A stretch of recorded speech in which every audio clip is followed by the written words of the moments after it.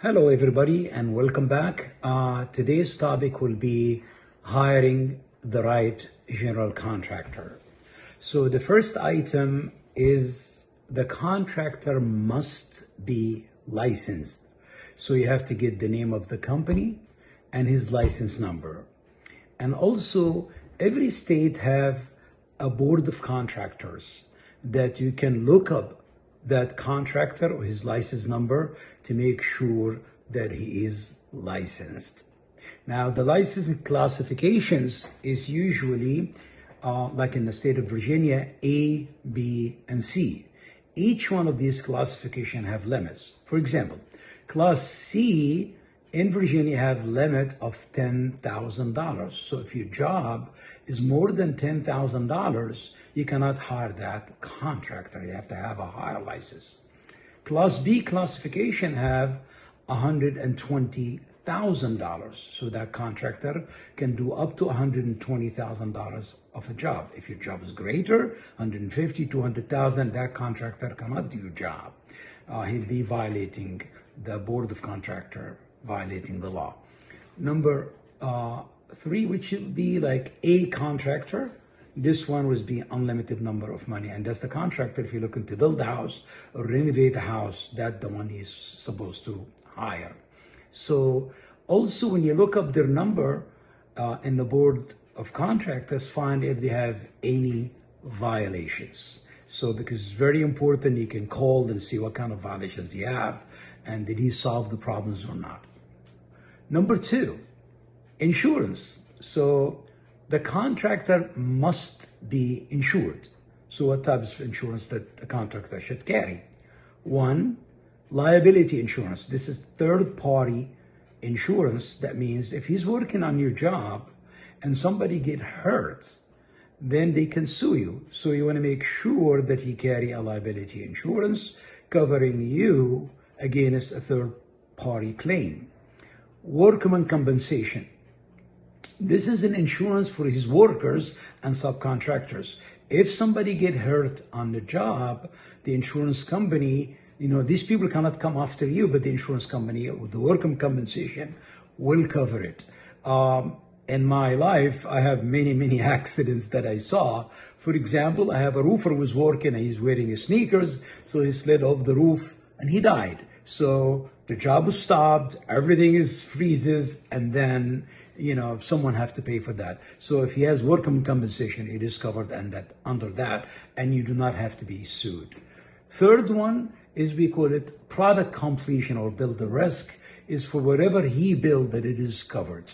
So the insurance limits also is very important. If you're doing a job for $1 million, but his insurance limit is $500,000, that's no good. So you have to ask him to raise his insurance limit. And finally, in insurance, ask him before you start the job is to get a certificate of insurance naming you as the insured. So something happened, you can go after his insurance company. Number 3, references.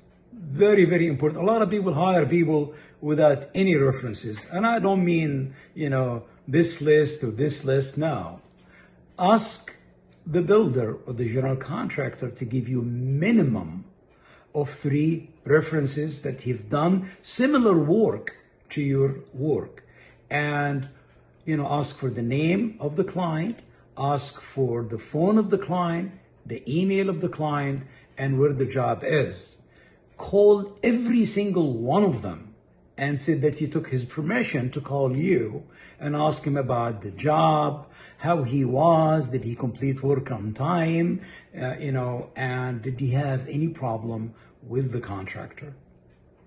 Number 4, a written estimate. This is very essential, very important. But before you ask him for a written estimate, you yourself have to know what you want. For example, if you're renovating a kitchen, then you have to sit down and write, a scope of work.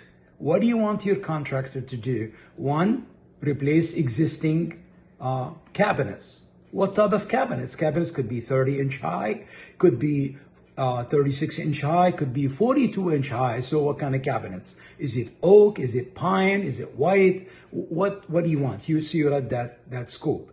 The countertop, you want a granite countertop, or you want Formica, or you want Korean? What do you want? So you have to write that down. Are you replacing the appliances? You have to put a budget for that. You know, replacing a refrigerator, stove, microwave, dishwasher. So what is the budget for each one of those? It's also important. And then when you receive the written estimate from the contractor, you can compare it to your scope of work, and you can compare apple to apple. And you can also request for information. I really didn't understand that. Discuss it. Try to understand what is he proposing for you, and also ask for any clarification that you want.